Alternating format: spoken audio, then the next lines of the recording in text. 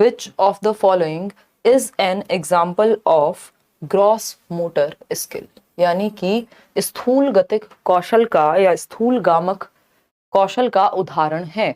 Sketch बनाना, GF girlfriend से याद रखेंगे, गर्लफ्रेंड नहीं है ये, जीएफ बोले तो gross and fine motor skills. पहले ग्रॉस मोटर स्किल्स आती हैं बच्चे में, बाद में फाइन मोटर स्किल्स आती हैं। ग्रॉस वो जिनमें बड़ी मांसपेशियों का प्रयोग हो, फाइन मोटर वो जिसमें आपकी हाथ और आंखों की मांसपेशियों का, हैंड एंड आई कोऑर्डिनेशन की जरूरत पड़े, है ना। तो फाइन मोटर स्केचिंग में तो हैंड आई कोऑर्डिनेशन, तो ये तो फाइन का उदाहरण हो गया। कितने लोग सही उत्तर दे रहे हैं? 80% लोग सी उत्तर दे रहे हैं। चलिए, होल्डिंग अ नीडल यानी सुई पकड़ना, सुई पकड़ने के लिए हाथों की मसल्स का प्रयोग होगा, है ना। तो कढ़ाई, बुनाई, सिलाई, इन सब के लिए फाइन मोटर स्किल्स, क्योंकि हाथ और आंख की मसल। स्केचिंग में भी हाथ और आंखों की मसल का प्रयोग है। वॉकिंग फास्ट, आप तेज चलें, आप धीमे चलें, आपकी ग्रॉस मोटर स्किल्स का ही प्रयोग ज्यादा होगा। उसका रीजन क्या है? क्योंकि इसमें आपकी लेग मसल्स काम में आएंगी, यानी जो आपकी थाई मसल्स हैं, जो पूरा मतलब वो तो बॉडी की सबसे बड़ी जो आपकी, पता ही आपको हड्डी भी है वहां पे, तो बड़ी मांसपेशियों का प्रयोग चलने में होगा। आप तेज चलें, धीरे चलें, दौड़ के चलें, नाचें, गाएं, वॉटेवर। गाने में तो नहीं खैर, बट नाचने में तो जो है वो आपका ग्रॉस मोटर स्किल्स का ही क्या होगा? प्रयोग होगा। तो ये ग्रॉस का उदाहरण हो गई। पुटिंग बीड्स इन अ थ्रेड, यानी धागे में मोती पिरोना, पिरोए कभी, तो वो क्या है? Fine motor skill. और आपको पता है यंग जब हम होते हैं तो हमारी ये फाइन मोटर स्किल्स बेटर होती हैं। टाइम के साथ जो है वो तो सारी ही कौशलों में दिक्कत आती है, बट स्पेशली आपने देखा होगा अपनी मम्मी दादी को कहते हुए कि बेटा एक काम करो, इस सुई में धागा तुम पिरो दो। क्यों? क्योंकि तुम्हारी नई आंखें हैं। मतलब क्या हुआ? आपका हैंड आई कोऑर्डिनेशन बेटर होता है यंग एज में, और फाइन मोटर स्किल्स भी बेटर होंगी ऑफ कोर्स। ठीक है जी। तो पुटिंग बीड्स इन अ थ्रेड, धागे में मोती पिरोना भी फाइन मोटर का उदाहरण है। ग्रॉस मोटर का उदाहरण सिर्फ तेज चलना है। C option is the right answer. Next question पे बढ़ेंगे, जवाब देंगे क्वेश्चन नंबर 2 का। तो proximo distal principle of development suggest that development proceeds from, यानी विकास का अधोगामी सिद्धांत बताता है कि विकास किस ओर से किस तरफ बढ़ता है, यानी दिशा क्या है विकास की। प्रॉक्सिमो डिस्टल, देखिए प्रिंसिपल ऑफ डायरेक्शन होता है एक, यानी दिशा का सिद्धांत, उसके तहत आता है आपके दो सिद्धांत आते हैं प्रिंसिपल ऑफ डायरेक्शन के, है ना। दिशा दो प्रकार की होती है विकास की, प्रॉक्सिमो डिस्टल और दूसरी है सेफेलोकॉर्डल। सेफेल का मतलब ही खोपड़ी है, सर से पैर जाने को सेफेलोकॉर्डल कहेंगे, हेड टू टो, और सेंटर से पेरिफेरी। तो हेड टू टो तो क्या हो गया? सेफेलोकॉर्डल, सिरोध पदोन्मुखी, जबकि हमसे अधोगामी या प्रॉक्सिमो डिस्टल पूछा है। बात ठीक है नहीं है? बिल्कुल ठीक है। Centre to extremities, general to specific, अब कहने को तो ये भी सही है, कहने को तो ये भी सही है, बट हमें एग्जैक्टली अगर हमसे पूछा जाएगा कभी भी प्रॉक्सिमो डिस्टल, तो हमें पता है सेंटर टू एक्सट्रीमिटीज से बेटर आंसर नहीं हो सकता। केंद्र से बाह्य की ओर, मतलब केंद्र से सीमाओं की ओर। केंद्र क्या है आपकी बॉडी का? आपका हार्ट का डेवलप होना, आपकी रीढ़ की हड्डी, फिर आपका यहाँ पे कंट्रोल आता है शोल्डर्स पे, फिर उसके बाद आपका अपने इन आर्म्स पे कंट्रोल आता है, फिर आपका अपने हाथ पे कंट्रोल आता है, फिर उंगलियों पे कंट्रोल आता है। ये क्या है? सेंटर से बाहर की ओर, बॉडी के सेंटर से बाहर की ओर, इसको प्रॉक्सिमो डिस्टल कहते हैं। जब आप सर से पैर की ओर दूसरी दिशा है, तो सर संभालना सीखते हैं, फिर गर्दन, फिर ये वाला पार्ट, फिर पैर, तो खड़े होना सीखते हैं। बेसिकली पहले आप गर्दन संभालना सीखते हैं, बैठना सीखते हैं, फिर आप खड़े होना सीखते हैं। इसका मतलब ऐसे चल रहा है लॉन्गिट्यूडनल, लॉन्गिट्यूडनल मतलब हेड टू टो, सेफेलोकॉर्डल। तो ये एक नंबर का क्वेश्चन आता ही है, दोनों विकास की दिशा के सिद्धांत के तहत ही आते हैं। C option is the right answer. Question number 3 देखिएगा फटाफट से। अगर हम बात करें क्वेश्चन नंबर 3 की, बताइए एग्जैक्ट। देखिए, which of the following are secondary agencies of socialisation, यानी सामाजिकरण के गौड़ वाहकों में कौन आएगा? बताइए। पहला ऑप्शन है स्कूल। आपको पता है प्राइमरी में कौन आता है? फैमिली। फैमिली दिख रही है कहीं? फैमिली यानी पेरेंट्स। देखिए पेरेंट्स लिखा हो, इमीडिएट फैमिली लिखी हो, है ना, सिर्फ फैमिली लिखी हो, फैमिली मेंबर्स लिखे हो, बात एक ही है। ठीक, तो ये तो होगा नहीं। क्यों? क्योंकि ये प्राइमरी में आएगा। परिवार प्राइमरी में आएगा हमेशा, प्राथमिक कारकों में सामाजिकरण के, वही स्कूल हमेशा सेकेंडरी, किताबें भी सेकेंडरी, मीडिया भी सेकेंडरी।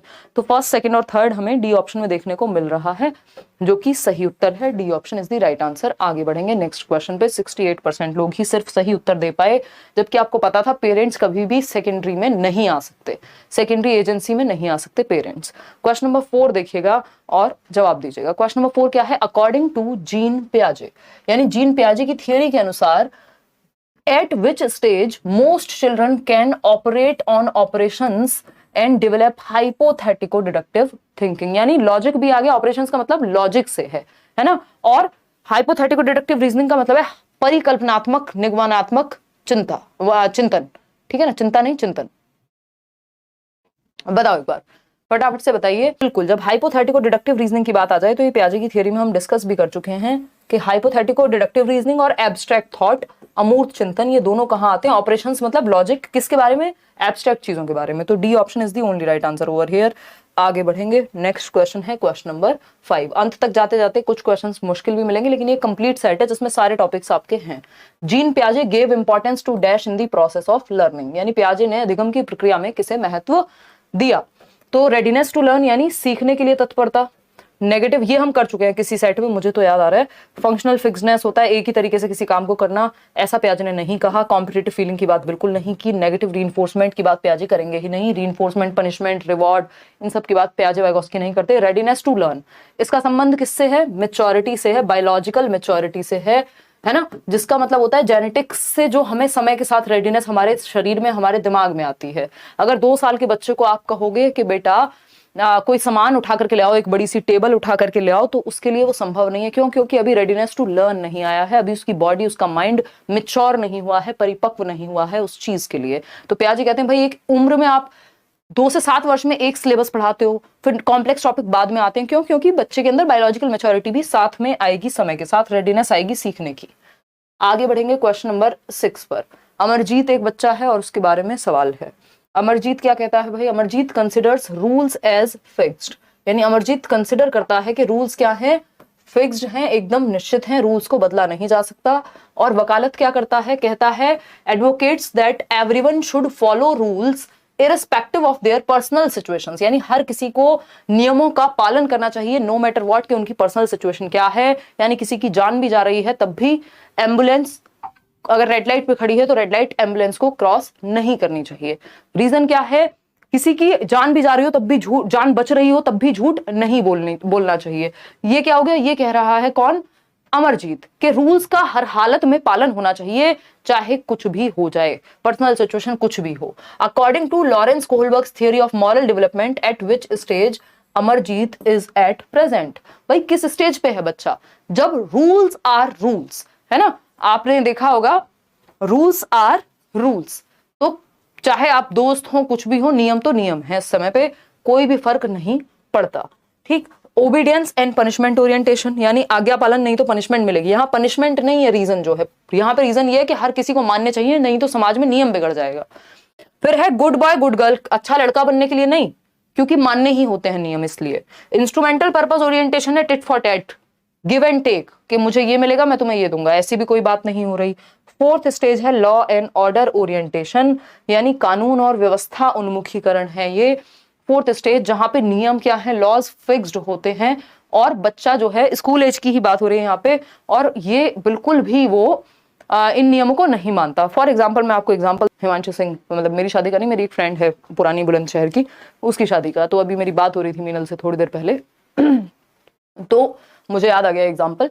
तो वो स्कूल में अनुशासन प्रमुख तो शायद मैं थी, अब पता नहीं क्लास का कुछ तो था, कोई तो वो प्रमुख थी। हमारे यहाँ वो विद्या मंदिर टाइप के स्कूल होते हैं ना, बुलंदशहर में है, तो वहां वो हुआ करती थी और हम लोग लाइन में, तो मेरे साथ होता था, मैं 2 चोटी नहीं बना के जाती थी, तो इस तरह का कुछ तो था, या पता नहीं कोई तो हेयर बैंड लगाने वाली बात, तब तो इतने बाल बड़े ही नहीं थे।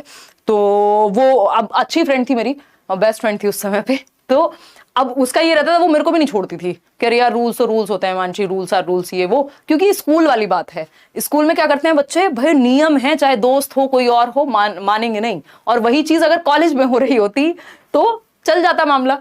तो वहां की मॉरल रीजनिंग उस समय की डिफरेंट होती है, बाद की डिफरेंट। ठीक, तो वो स्कूल वाले बच्चे इस स्टेज पे पाए जाएंगे। अभी हम आएंगे, समझेंगे कहानी है क्या।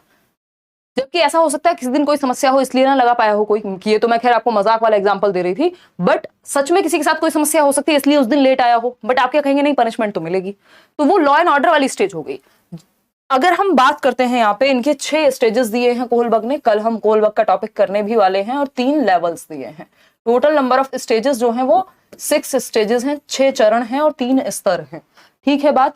अगर हम बात करें यहाँ पर, तो अवॉइडिंग पनिशमेंट पहला है, जिसमें आप पनिशमेंट से बचना चाहते हैं।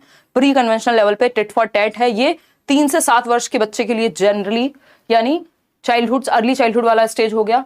फिर जो लेटर चाइल्डहुड वाला स्टेज है वो गुड बॉय और लॉ एंड ऑर्डर, जिसकी हम अभी बात कर रहे थे, यही है वो लेटर चाइल्डहुड वाला, या इवन टीन एज तक भी हम इसी में आते हैं क्योंकि स्कूल में हम यही होते हैं। फिर अडल्टहुड में आता है आपका पोस्ट कन्वेंशनल।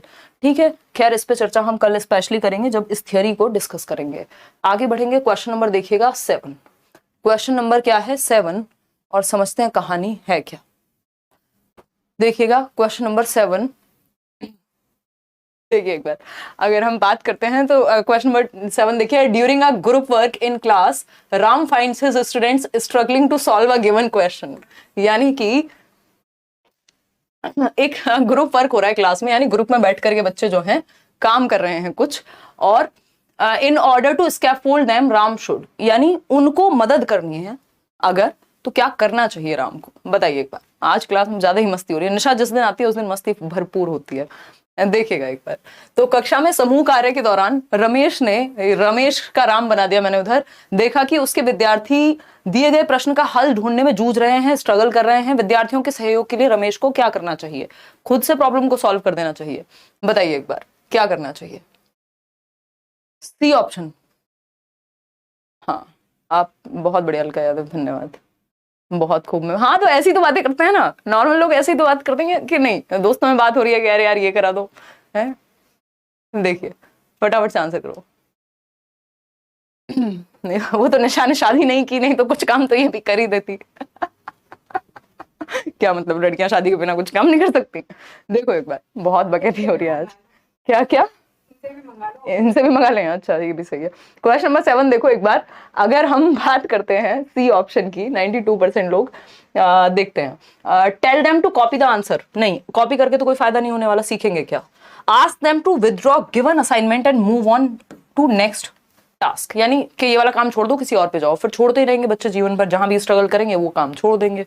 फिर आता है C option, give cues and hints relevant to the problem, यानी आपको क्या है, प्रश्न से संबंधित संकेत देने चाहिए, हिंट देनी चाहिए, हेल्प कर देनी चाहिए जहां बच्चा अटके। ठीक, ये थोड़ी ना बात हो रही थी। Complicate the question by ambiguous instructions, यानी अस्पष्ट निर्देश द्वारा प्रश्न को जटिल बना देंगे और कॉम्प्लेक्स कर देंगे। नहीं यार, ऐसे नहीं करते, धन्यवाद आपकी। To enhance students cognitive development, Lev Vygotsky advocated for, यानी कि विद्यार्थियों के संज्ञानात्मक विकास के संवर्धन के लिए लेव वाइगोस्की ने किसके कार्यान्वयन की अनुशंसा की है। यानी वाइगोस्की किसको महत्व देते हैं? अगर हम बात करें किसकी, संज्ञानात्मक विकास की, तो आपको पता है सोसाइटी, कल्चर, लैंग्वेज, इनमें से कुछ होगा। वाइगोस्की बच्चों को पैसे कभी नहीं रखेंगे, रट्टा कभी नहीं लगवाएंगे, सोशल आइसोलेशन नहीं। अब कई लोग जल्दी में पढ़ के सोशल पढ़ के वो लगा देंगे टिक कि सोसाइटी, कल्चर और लैंग्वेज बताया था, आगे भी पढ़ लेना है। सोशल आइसोलेशन लिखा है, पृथकीकरण, यानी बच्चे को अलग थलग कर दो, उसको अकेला कर दो, ये तो उल्टी बात हो गई। ठीक है जी।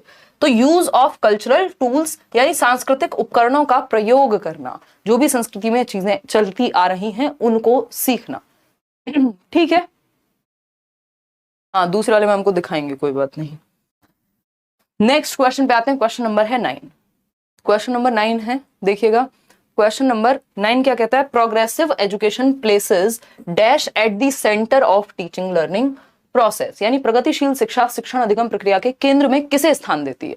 प्रोग्रेसिव एजुकेशन यानी बेहतर, प्रोग्रेस की तरफ, चाइल्ड सेंटर्ड एजुकेशन जिसको हम कहते हैं, किसने, जॉन डीवी जिनको हम कह रहे हैं, लैब स्कूल्स खोले थे, पूरी कहानी मैंने आपको कई बार बता दी है। अब तो ये बच्चे को सेंटर में रखेंगे, बच्चा और पेरेंट्स, बच्चा और टीचर दोनों एक्टिव रहेंगे, ये सारी बातें होती हैं। ठीक है, आयुष्मान नाम ले लिया आपका, बताओ एक बार। हाँ भाई लाइक शेयर कर दो, भूल गए हो आप लोग साढ़े। एक बार अगर हम बात करें स्टूडेंट्स की, बिल्कुल कहाँ बच्चा होगा सेंटर में, हमेशा ध्यान रखिएगा, ये क्वेश्चन बहुत बार आ चुका है और कई तरीके से पूछा जा चुका है। आपको सेंटर में बच्चे को रखना है ना पेरेंट्स, ना टीचर्स, ना एग्जाम्स, क्योंकि बच्चे के लिए है पूरी व्यवस्था। चाइल्ड सेंटर्ड का मतलब ये है कि बच्चा सेंटर में है। क्या है, बच्चा सेंटर में है। तो A option is the right answer over here. आगे बढ़ेंगे नेक्स्ट क्वेश्चन पे, क्वेश्चन नंबर 10 देखिएगा, समझते हैं कहानी है क्या, फटाफट से बताइए। क्वेश्चन नंबर 10 ऑप्शन कह रहे हैं कई लोग, समझते हैं। अहमद एक बच्चा है, wants to become a psychotherapist, यानी काउंसलर बनना चाहता है, जिसका मतलब थेरेपिस्ट बनना चाहता है, परामर्शदाता बनना चाहता है ना। As per Harvard Gardner's theory of multiple intelligences, his teacher should provide opportunities to enhance his dash. ये मैंने एग्जाम्पल आपको दिया हुआ है, जब भी हम हार्वर्ड गार्डनर करते हैं मैं थेरेपिस्ट का एग्जाम्पल भी लगभग हर बार देती हूँ। तो एक बच्चा है अहमद जिसको बड़े होकर के साइकोलॉजिस्ट बनना है या साइकोथेरेपिस्ट बनना है, साइको एनालिस्ट बनना है ना। साइकियाट्रिस्ट की बात नहीं हो रही है यहाँ, क्योंकि वो लोग दवाई देने वाले काम को ज्यादा करते हैं। तो यहाँ पे क्या है, उनके केस में इस प्रकार की बुद्धि को थोड़ा कम भी चल जाएगा। लेकिन कौन से प्रकार की बुद्धि चाहिए, यदि आपको लोगों के साथ डील करना है। साइकोथेरेपिस्ट क्या करता है, डील करता है। एक से एक खतरनाक इंसान उसके सामने आ सकता है जो शायद आसानी से खुले ना कहीं, यानी अपनी बात को शेयर ना करे। उसको अलग अलग लोगों को समझना पड़ेगा, खुद को भी समझना पड़ेगा ऑफ कोर्स, बट लोगों को समझने की जो स्किल है वो ज्यादा चाहिए, या वो इंटेलिजेंस ज्यादा चाहिए। तो लोगों को समझने की इंटेलिजेंस कौन सी होती है, इंटरपर्सनल इंटेलिजेंस कहलाती है, अंतरवैयक्तिक बुद्धि। कि आप दूसरे के इमोशन को समझ नहीं रहे हैं, 2 मिनट में आपको ही गुस्सा आ जाता है। कोई अपनी प्रॉब्लम बता रहा है, आप कह रहे हैं अरे अरे ऐसे थोड़ी होता है, आप खुद जज करने में लगे हुए हैं। तो आप कैसे थेरेपिस्ट हुए भाई? हैं थेरेपिस्ट तो घंटे भर में 2 ही मिनट बोलता है या बोलती है। वो कहेगा आप ही बोल लो भाई साहब या बहन जी, जब तक आप भरे हुए हो निकल जाओ पहले। स्पेशल इंटेलिजेंस तो स्थानिक बुद्धि के लिए चाहिए। लोकेशन गूगल मैप वाली आंटी बनना हो आपको, या दीदी बनना हो, तब तो चाहिएगा स्पेशल इंटेलिजेंस। या मूर्तिकार बनना हो तब स्पेशल इंटेलिजेंस चाहिए। स्थानिक बुद्धि तो उससे संबंधित है कि आपको मूर्तिकार बनना है या ऐसा ही। प्राकृतिक, ये गार्डनर वगैरह में, फार्मर में, इन सब में पाई जाएगी प्राकृतिक बुद्धि, या जिनको गार्डनिंग का शौक है ना, एनवायरमेंट से थोड़ा सा प्यार है। संगीतात्मक बुद्धि यानी म्यूजिकल इंटेलिजेंस, ये ए.आर. रहमान या मेलोडी जो भी बेसिकली क्रिएट करते हैं जो लोग म्यूजिक को, या गाना गाते भी हैं, उनमें पाई जाएगी। तो आंसर एकमात्र सही है इंटरपर्सनल इंटेलिजेंस। अगर इंटरपर्सनल नहीं होता, इंट्रापर्सनल भी हम लगा सकते थे, क्योंकि वो भी कुछ हद तक चाहिए होती है। ठीक, तो इंटरपर्सनल इंटेलिजेंस चाहिए, लोगों के साथ डील करना पड़ेगा ना। एक थेरेपिस्ट का काम क्या है, लोगों के साथ डील करेगा, खुद से तो बैठ के बातें करता नहीं रहेगा थेरेपिस्ट कहेंगे हम उसको फिर, है ना। तो ये एक बेसिक सी बात हो गई। आगे बढ़ रहे हैं क्वेश्चन नंबर 11 पर। क्वेश्चन नंबर 11 क्या है, देखिए एक बार।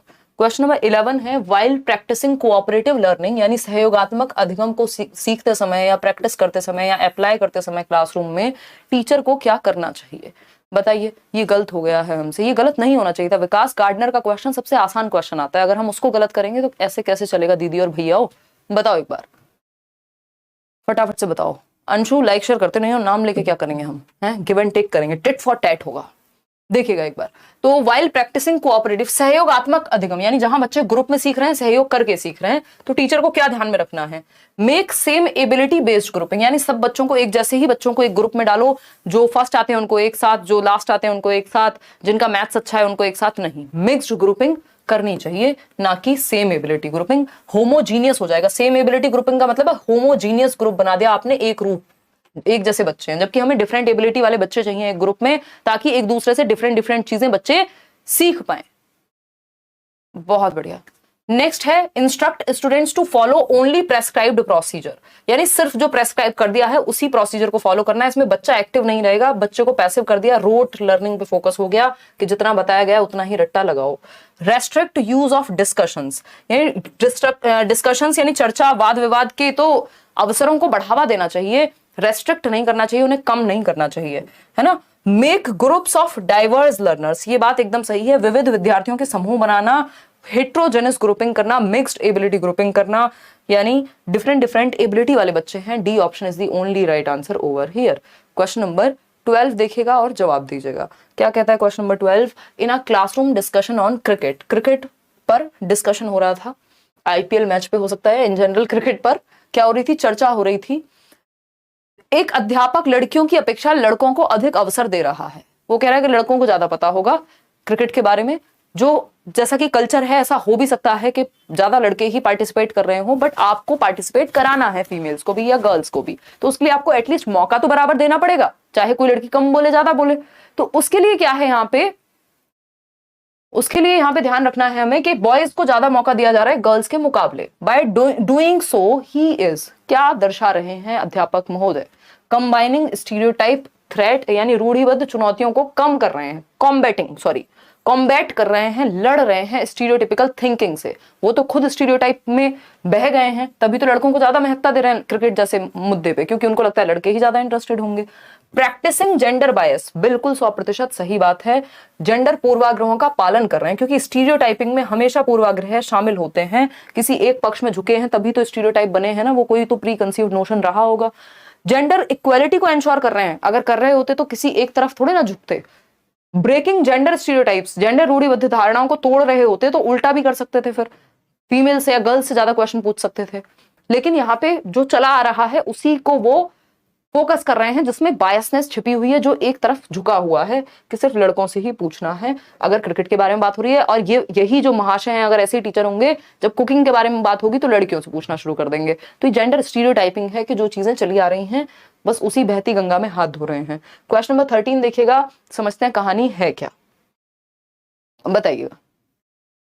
देखिएगा एक बार, अगर हम बात करेंगे question number 13, in a class of diverse learners a teacher should, यानी विविध पृष्ठभूमि वाले विद्यार्थी हैं, अलग अलग तरह की क्षमताओं वाले विद्यार्थी हैं। किसी को मैथ्स में इंटरेस्ट है, कोई स्पोर्ट्स में अच्छा है, कोई म्यूजिक में अच्छा है, कोई किसी जाति, कोई किसी समूह, कोई किसी भाषा को बोलने वाला है, कोई गरीब अमीर, हर तरह का बच्चा हो सकता है ना। कोई गिफ्टेड है, किसी को विजुअली चैलेंज है। तो विविध पृष्ठभूमि वाले बच्चे हैं, जिनको भी नाम लेना है सिलेक्शन लेके आओ, बहुत बढ़िया है ना, उसमें भी अच्छी रैंक लेके आओ, फिर मेल करो, फिर हम मिलेंगे, है ना। हम क्या करेंगे, शर्तों पे नाम लेंगे आज से, है ना, कोई अनकंडीशनल प्यार नहीं, शर्तों पे नाम लिया जाएगा। हम बात इतनी तैयार तो भाभी नहीं हुई होंगी। देखो एक बार, group students based on their performance in exams, यानी परीक्षा में उनके निष्पादन के आधार पर विद्यार्थियों के समूह बनाना, यानी कि group students based on their performance in exams. ये एकदम खराब तरीका है। ये फिर आप एबिलिटी ग्रुपिंग करने लग गए कि फर्स्ट आने वालों को एक साथ, 33% वालों को एक साथ। फिर आता है B option, set and maintain expectations of success from all, यानी कि आप क्या करेंगे, सभी से सफलता की अपेक्षाएं करनी एवं बनाए रखनी। मतलब क्या हुआ कि आप एक्सपेक्टेशन सेट करेंगे कि भाई तुम अच्छा करोगे, फलाने बच्चे जो भी नाम है ABCD, है ना, तुम अच्छा करोगे, तुम इस चीज में अच्छा कर सकते हो। और उन एक्सपेक्टेशंस को, हर किसी बच्चे से आप सक्सेस की एक्सपेक्टेशन रख रहे हो कि वो किसी ना किसी क्षेत्र में अच्छा करेगा। तो आप एक अच्छे विद्यार्थी, एक अच्छे टीचर हुए, क्योंकि हर बच्चा अच्छा कर सकता है, हर एक बच्चे में अच्छा करने की क्षमता है, सक्सेसफुल होने की क्षमता है। आपको बस पहचानना है कि वो किस क्षेत्र में अच्छा करेगा। ठीक है ना, बहुत बढ़िया अंशु। तो डिवाइड स्टूडेंट्स, डिवाइड करने का काम तो आपका है ही नहीं। आप कोई वो थोड़ी है, कौन थे वो मैकॉले टाइप के लोग जो ये कहते थे इनको अंग्रेज सिर्फ ये ब्लड से बनेंगे, ये वो कुछ तो कोई तो डायलॉग था ना, रहने दो तुम तो जी के हाथ में आ चुकी है निकल के, मैकॉले ही था शायद। देखिए अगर हम बात करते हैं D option, practice standardised curriculum and method of assessment, यानी कि मानकीकृत पाठ्यचर्या, नहीं डिफरेंशिएटेड पाठ्यचर्या है। स्टैंडर्डाइज्ड मतलब सबके लिए एक जैसी, जबकि हमें डिफरेंट डिफरेंट रखनी है, हर बच्चे की नीड को ध्यान में रखते हुए। तो आप एक्सपेक्टेशन सबसे रखेंगे, ऐसा नहीं है कि किसी से कम एक्सपेक्टेशन, किसी से ज्यादा, और हर किसी को आगे बढ़ाने की बात करेंगे। B option is the right answer over here. Question number 14 देखिएगा, जवाब दीजिएगा फटाफट से, बताइए फटाफट। सीटेट पहली बार देने जा रहे हैं, क्या तैयारी करें? श्वेता एक वीडियो में अलग से बताया अभी कुछ दिन पहले। पहली बात है टेस्ट प्लीज बताएं, जो पहली बात है, क्या कहना क्या चाहते हो, मैं नहीं समझ पा रही हूँ। कुछ ऐसा बताया करो जो अमानत शेख होगा। चलिए खैर फटाफट से जवाब दीजिए, और इतने जो लोग भूल गए हैं लाइक शेयर करना, जिनकी इच्छाएं नहीं है वो भी लाइक शेयर करिए, तभी नंबर अच्छे आते हैं यहाँ पे।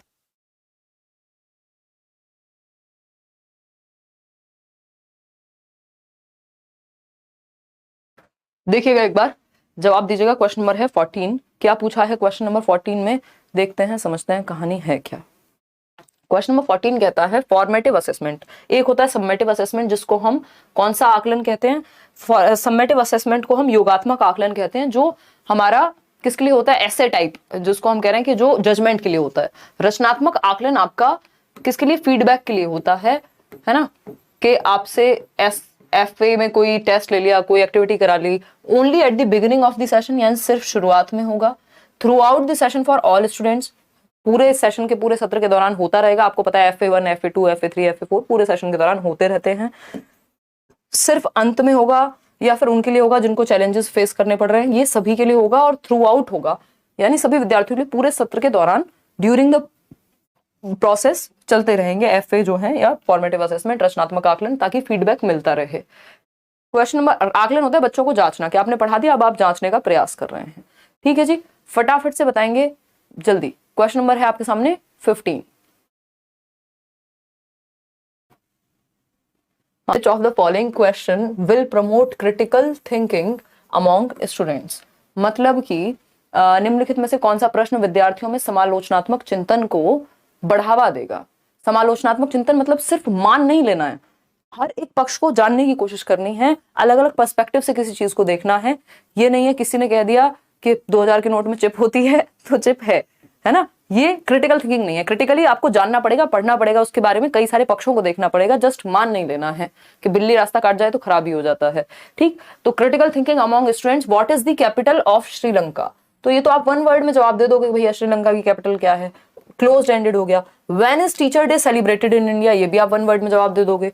Which is the largest city in Asia, ये भी आप जवाब दे दोगे वन वर्ड में। इसमें थिंकिंग कहां लगी, इसमें तो बस मेमोरी का प्रयोग हुआ। डी ऑप्शन है, how would you resolve water crisis in your city, ये बात एकदम सही है कि आप अपने शहर में पानी की कमी की जो समस्या है उसको कैसे सुलझाएंगे। इस पे बच्चों को अलग अलग दिशाओं में सोचना पड़ेगा। जब हमें अलग अलग दिशाओं में सोचना पड़े, हमारे लिए चीजें डिफिकल्ट हो, तो वो क्रिटिकल थिंकिंग है कि हम हर एक पक्ष के बारे में सोच रहे हैं, एनालाइज कर रहे हैं, रिफ्लेक्ट कर रहे हैं, फिर कंक्लूजन पे आ रहे हैं। तो थिंकिंग तो इसी में है, बाकी सब में तो मेमोरी का प्रयोग है। D option is the right answer. Question number 16 देखिए, इंक्लूजन पे क्वेश्चन है। कॉन्सेप्ट ऑफ इंक्लूजन यानी समावेशन का जो कॉन्सेप्ट है या अवधारणा है, उसके हेतु किसकी आवश्यकता है, यानी हम कैसे समावेशन कर सकते हैं बच्चे का। पहला ऑप्शन है respect of diversity and individual differences, यानी बच्चे विभिन्नता रखते हैं, सभी बच्चे एक जैसे नहीं होंगे, इस बात को हमें रिस्पेक्ट करना है। और इंडिविजुअल डिफरेंसेस का भी ध्यान रखना है, यानी विविध भाषाएं बोलने वाले, विविध कपड़े पहनने वाले, विविध त्योहार मनाने वाले बच्चे होंगे और सबकी क्षमता सेम नहीं होगी, इंडिविजुअल डिफरेंसेस होंगे। किसी का किसी में इंटरेस्ट होगा, किसी बच्चे का किसी और चीज में इंटरेस्ट होगा, एप्टीट्यूड, एटीट्यूड, आईक्यू डिफरेंसेस होंगे। तो ये बात तो सही है, इंक्लूजन तो यही कहेगा। स्टैंडर्डाइज्ड टेस्टिंग फॉर असेसमेंट, यानी सबके लिए एक जैसा टेस्ट, यानी स्टैंडर्डाइज्ड वर्ड का मतलब ये सभी को एक डंडे से हाँकना, which is not a good thing. Don't beat everyone with the same stick. Teacher centred pedagogy, teacher centred pedagogy भी कोई इंक्लूजन की बात नहीं करेगी। जहां आप सिस्टम में चेंज लाते हैं बच्चे के लिए, वो इंक्लूजन है।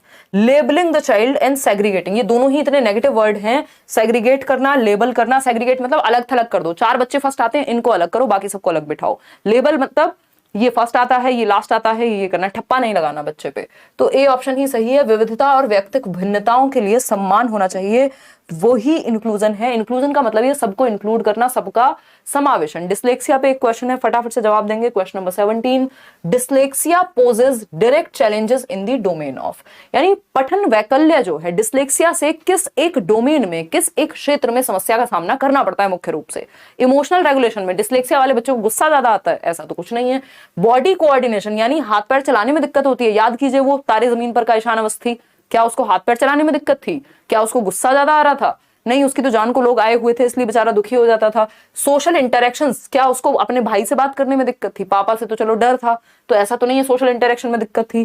कॉम्प्रीहेंशन ऑफ रिटन टेक्स्ट, पढ़ने के लिए अगर टीचर खड़ा कर दे क्लास में तो वो एकदम चुप हो जाता था या स्ट्रगल करता था, एंग्शियस फील करता था। तो पढ़ना, और उसकी नोटबुक भी ऐसी थी कि कोई पढ़ के समझ नहीं सकता। तो डिस्लेक्सिया वाला बच्चा पढ़ने और लिखने दोनों में गलतियां कर सकता है, स्पेशली पढ़ने में करेगा ही करेगा।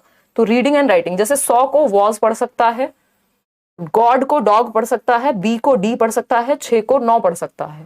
तो रिवर्स में पढ़ता है या पढ़ने में इसको दिक्कत होती है बेसिकली, किसको? डिस्लेक्सिक बच्चे को। आगे बढ़ेंगे question number 18। Question number 18 autism पे क्वेश्चन है, एक अच्छा क्वेश्चन है, देखिएगा। While students with autism faces several challenges in certain domains, यानी जो स्वालीनता या ऑटिज्म से ग्रस्त विद्यार्थी हैं उनको कुछ क्षेत्रों में विभिन्न चुनौतियों का सामना करना पड़ता है। ऑटिज्म क्या है? एक डिसऑर्डर है, डेवलपमेंटल डिसऑर्डर है, if I am not wrong. तो बताओ मैडम, ऑटिज्म इज वो है ना डेवलपमेंटल डिसऑर्डर, ठीक है। They have strength dash which can be utilised by the teacher in teaching learning process, यानी कि स्वालीनता ऑटिज्म से ग्रस्त विद्यार्थी हालांकि कुछ क्षेत्रों में विभिन्न चुनौतियों का सामना करते हैं, लेकिन उनके पास डैश का मजबूत पक्ष भी है। अध्यापक जिसका इस्तेमाल शिक्षण अधिगम प्रक्रिया में कर सकते हैं। यानी ऑटिज्म वाले बच्चे के पास क्या विशेषता होती है, यानी उसकी स्ट्रेंथ क्या है। वीकनेस तो बहुत सारी हो सकती है, लेकिन स्ट्रेंथ क्या है वो समझनी है। बताओ बताओ, कह सकते हो, हाँ ठीक है, वो डिसोसिएशन कह सकते हैं। और सी ऑप्शन क्या कह रहे हो, कौन पढ़ा रहा है मैम? निशा बैठी हुई है, तो मैं स्पेशल एजुकेशन क्वेश्चन आते हैं तो मैं मजे लेती रहती हूँ इनसे, इनको ज्यादा पता है। देखिए, अगर हम बात करें, they have strength dash which can be utilised by the teacher in teaching learning process to pay attention for minute details. भाई माइन्यूट डिटेल पे वो अटेंशन पे कर सकते हैं। या फिर फॉर सोशल कम्युनिकेशन, देखिए सोशल कम्युनिकेशन में इनको स्ट्रगल करना पड़ता है, कम्युनिकेशन में ये बहुत अटकते हैं, रिपीट करते हैं, रेपिटेटिव होते हैं, स्टीरियोटिपिकल कम्युनिकेशन वाली बात होती है इनकी, मतलब स्टीरियोटिपिकल रेपिटेशन होता है, बहुत बार रिपीट करते हैं अपनी बात को, एक बार में नहीं कह पाते हैं। For example my name is Khan में शाहरुख खान को कुछ इसी तरह का कुछ था ना, आई थिंक, मतलब इसके आसपास का कुछ था। For of expressing themselves without hesitation in front of large groups. भाई कम्युनिकेशन और सोशलाइजेशन में तो उनको दिक्कत होती है, ग्रुप्स में वो अच्छा महसूस नहीं करते ज्यादा लोगों में, और दूसरा अपने आप को कम्युनिकेट करने में भी अच्छा महसूस नहीं करते, तो ये तो उनकी स्ट्रेंथ है नहीं। फिर आता है D option, of easily adjusting to frequent changes in schedule. अगर उनकी दिनचर्या में फटाफट से चेंज हो जाए कि अब यहाँ चल रहे हैं, अब वहां चल रहे हैं, कल अब ये कर लो, अब वो कर लो, तो ज्यादा चेंजेस से भी वो परेशान हो जाते हैं। इवन उनके एनवायरमेंट में, उनकी सराउंडिंग में चीजें अगर चेंज हो जाएं, आप हर रोज उनका रूम का पूरी सेटिंग चेंज कर दें, तो वो एंग्शियस या परेशान हो जाएंगे। उनको दिक्कत इस बात से होती है, ज्यादा चेंजेस उनको सही नहीं लगते, उनके ब्रेन को बेसिकली। तो अगर हम बात करें तो ये तीनों ही बातें, ये तो लक्षण है। अगर हमसे लक्षण पूछ ले पेपर में तो हम कहेंगे कि इन सब में समस्या होती है ऑटिस्टिक बच्चे को, लेकिन उनका जो फोकस है, यानी to pay attention for minute details, यानी वो छोटी से छोटी चीज पे भी क्या है, अटेंशन पे कर पाएंगे। जैसा निशा कह रही है, मेमोरी उनकी अच्छी होगी, फोकस उनका कंपैरेटिवली, ऐसा नहीं है कि वो बेसिकली मतलब फोकस मतलब जिस चीज पे ध्यान दे रहे हैं उस पे तो दे ही रहे हैं, तो उस केस में उनका फोकस अच्छा है। लेकिन सोशल सेटिंग्स में अगर हम बात करें तो वहां चीजें बिगड़ जाएंगी उनके लिए, चाहे वो फोकस हो चाहे कुछ और हो। तो सोशल सेटिंग या कम्युनिकेशन में उनको दिक्कत होती है, लेकिन माइन्यूट से माइन्यूट डिटेल भी, ऐसा नहीं कि उनके दिमाग में कोई दिक्कत है। इनको हम ये नहीं कह सकते ये बच्चे इंटेलिजेंट नहीं है, ठीक है ना, इनको डील करने का तरीका है ऑटिस्टिक बच्चों को। तो A option is the right answer, to pay attention for minute details. ये इनकी स्ट्रेंथ है जिसको टीचर यूज कर सकते हैं सिखाते समय। क्वेश्चन नंबर 19 देखिएगा, विच of the following mode should be avoided while teaching students with visual impairment। ध्यान से पढ़िएगा क्वेश्चन, दृष्टि बाधिता से जूझते विद्यार्थियों के साथ शिक्षण करते समय किस विधि माध्यम के प्रयोग से बचना चाहिए, यानी किस तरीकों को नहीं अपनाना है जब आप ऐसे बच्चे के साथ डील कर रहे हैं जिसको देखने में समस्या है, बताइएगा। सिर्फ online option is the right answer, ऐसा कह रहे हैं 54% लोग। चलिए समझते हैं क्या अवॉइड करना चाहिए। वर्बली एक्सप्लेन कर दो, हाँ बच्चे को देखने में दिक्कत है, सुनने में तो नहीं है, तो कर सकते हैं वर्बली। ऑडिटरी तरीके से सिखा सकते हैं, सही है ये तो। प्रोवाइडिंग टेक्टाइल मैप्स, बिल्कुल सही बात है। टेक्टाइल का मतलब है टच एंड फील मटेरियल, यानी ब्रेल लिपि टाइप का कुछ जिससे वो टच करके सीख पाए। भाई इसको मैं अगर देख नहीं सकती, टच तो कर सकती हूँ ना, अगर देखने में दिक्कत है तो टच एंड फील वाला मटेरियल बिल्कुल ठीक है। Allowing use of assistive devices, आजकल बहुत सारे उपकरण आ गए हैं जो मान लीजिए जो मैं यहाँ लिख रही हूँ या गूगल पे भी कुछ आ रहा है तो उस चीज को पढ़ के सुना देंगे। वो मैसेज भी अगर आया है तो उसको पढ़ के सुना सकते हैं आपके फोन में। आज के समय पे वो असिस्टिव टेक्नोलॉजी है कि जो देख नहीं सकता उसके लिए वो मैसेज रीड कर दिया जाएगा एक गूगल असिस्टेंट या किसी के भी द्वारा या सिरी वगैरह के द्वारा, ठीक है ना, इनबिल्ट है। हाँ इनबिल्ट है, वो मेरा फोन मुझे दुखी तो करता है, एयरपोर्ट्स लगा के वो अपने आप बोलना शुरू कर देता है। वो एक मैसेज आया होगा कोई, वो भी दुनिया का कोई वैसे वाला एकदम बैंक वैंक टाइप का, तो वो मैंने ऑन किया हुआ है, उस चक्कर में वो मुझे पूरा मैसेज सुनाता है, फिर एक एक शब्द जो लिखा होगा मैसेज में। लेकिन वो उन लोगों के लिए क्या है, हेल्पफुल है जिनको देखने में समस्या है, ठीक।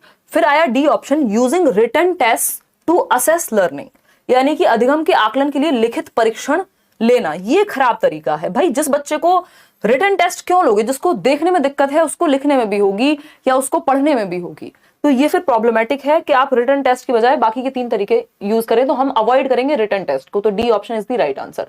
विच of the following is not a characteristic, not लिखा हुआ है क्वेश्चन में, ध्यान से जवाब देंगे। Characteristic of students with giftedness, giftedness क्या होता है भाई, प्रतिभाशाली विद्यार्थियों के बारे में कौन सी बात सही नहीं है। प्रतिभाशाली किसको कहेंगे, जिसमें कोई प्रतिभा है, जिसकी बुद्धि का स्तर बेटर है दूसरों से, जो गिफ्टेड है किसी भी एक क्षेत्र में, ठीक है ना, ठीक है, तो अगर हम बात करते हैं यहाँ अबव एवरेज इंटेलिजेंस लेवल, ये तो पॉजिटिव है, नॉट क्यों है, ये तो सही बात है, गिफ्टेड तभी तो है जिसका आईक्यू लेवल नॉर्मल से ज्यादा है। हायर ऑर्डर प्रॉब्लम सॉल्विंग या हायर ऑर्डर थिंकिंग स्किल्स होती है इनमें, हॉट्स जिसको बोलते हैं, बिल्कुल सही बात है, नॉर्मल से ज्यादा लेवल पे सोच पाएंगे। High motivation to master skills, बिल्कुल, जो रेंजोली हैं वो कहते हैं हाई कमिटमेंट, एसीसी में बताती हूँ ना, हाई एबिलिटी यानी क्षमता ज्यादा है, हाई कमिटमेंट, कमिटमेंट ज्यादा है, तब तक तोड़ेंगे नहीं, तब तक छोड़ेंगे नहीं, तो मोटिवेशन ज्यादा है।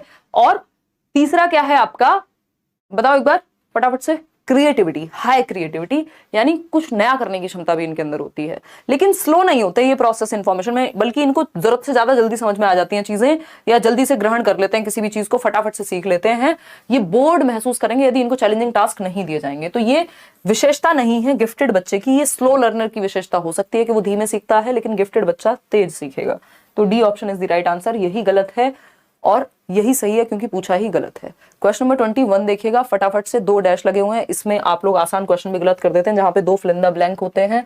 अ teacher should motivate students to form dash view of ability and should consider learning as dash process, यानी कि एक अध्यापक को विद्यार्थी को योग्यता के डैश परिपेक्ष और अधिगम को डैश प्रक्रिया मानने के लिए प्रोत्साहित करना चाहिए।